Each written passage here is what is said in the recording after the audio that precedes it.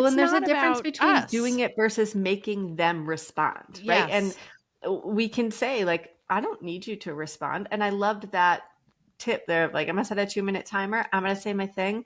You can have a conversation or ask questions after that, or you can take time and think about it. And I'm here if you need me. Really allowing them to be themselves in this. Yeah, I mean, I think people, when they finally work up the courage to have the conversations, they are hoping for it to be a really memorable, meaningful exchange with their kid, right? They Sure. know how long they've been gearing up to have what in their minds is a really big conversation.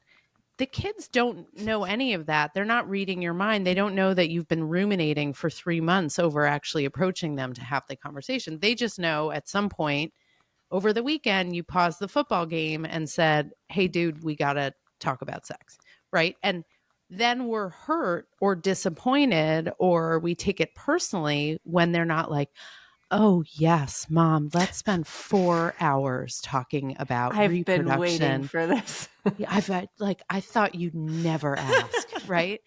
And no, they're like, it can be transactional, they can be silent, they can even have body language that makes us feel rejected.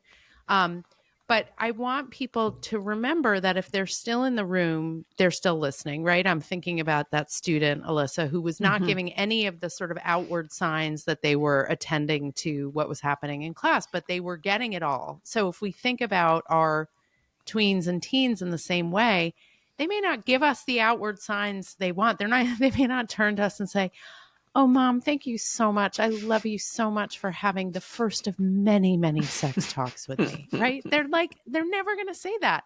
And that's fine, because it's not about us. It's about us imparting critical information to help them understand their bodies, keep their bodies safe, respect their bodies, and respect other bodies. And that's the mission. That's the work. It's not how do we feel when we're having the conversation. Oh, I love this. The how do we feel when we're having the conversation? I mean, it's so key. And our research in emotional development, we developed a method called the SET method. There's 5 components, and one is adult-child interactions. The other 4 are about us. And it's always the doozy, right? The actual like kid stuff is so much easier than the us stuff. The like, how do I feel? What are my expectations? What's coming up for me? What's the story I'm telling myself? All that jazz. And you're right. They're not going to be like, you know what, mom, thank you. I can tell you have my best interest at heart. Thank you so much for bringing this up. And it's like, it's just never going to happen. They're not going to be like, "Can we have a moment for gratitude for your bravery and courage to raise good this AI bot, like a parent validating AI bot, just to chime in.